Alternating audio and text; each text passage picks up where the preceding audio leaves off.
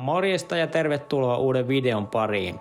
Käydään tänään kiertelemässä vähän ympäri Uuttamaata ja katsomassa mitä puunkaatajille kuuluu. Meillä on tänään 4 työparia töissä ja heillä 13 työmaata hoidettavanaan. Saavuttiin Hyvinkäällä Jesse ja Emelin työmaalle. Se on ensimmäinen koivunurin. 2 jäljellä. 2 koivua siis ja 1 mänty. Tilat on aika ahtaat, niin näkyy. Puut on isoja ja korkeita. Mitenkä tämmönen saadaan saattua turvallisesti alas? No, köysiä hyödyntää ja ihan työtä se tottelee, tee se pienenä paloina pieniin paikkoihin, ettei lähde mitään valtavia runkaita tottelemaan mikään mahdottomia paikkoja. Sitten päästiinkin Espooseen Sonjan ja Tuomaksen työmaalle, missä kuusi täytyy talonnetista purkaa kiipeilleen.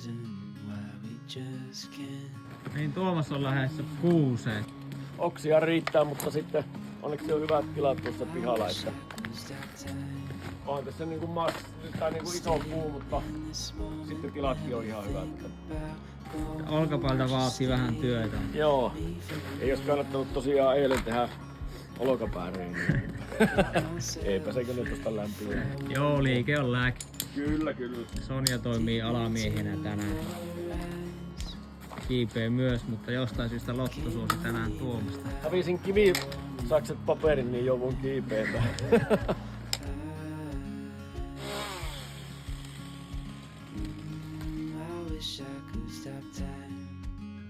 Kyllähän tämäkin puu joskus loppu. Sitten on enääkö latva alas. Talavikin tuntuu loppua. Saavuttiin juuri Nummelaa. Päivän 3. työmaa. Ladies and gentlemen.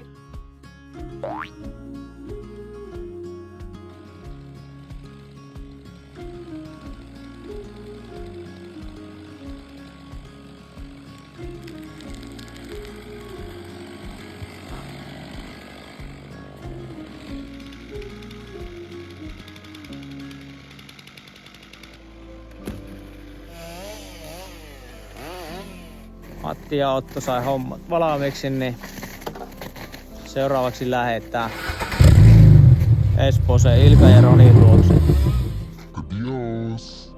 Tultiin päivän viimeiselle korikohteelle. Nostokorilla tullaan tänne ja kuten huomataan, niin joka paikka on jäätikössä. Me ei saa koriautoa tähän pedattua. Tai auto saataisiin pedattua, se pitäisi pedata tuohon kadulle. Ja valitettavasti katu on umpikuja. Tietenkin tykätään, että me saadaan huomiota osakseen, mutta sitä torvisoittua nyt ei tässä kohtaa oteta vastaan. Mutta aikani ihmeteltyä niin kammeja, niin kyllähän me se puretaan, mutta tehdään kiipeilykahvia. Oh man!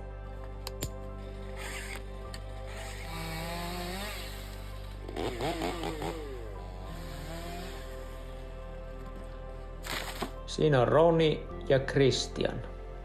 Ilkka on puussa. Christian toimii myös risukuskina tänään ja ajaa risut pois tällä meidän kuorma-autolla.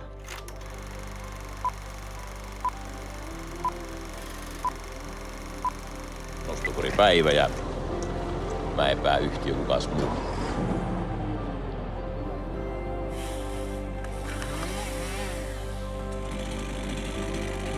Vielä lentää. Hyvä!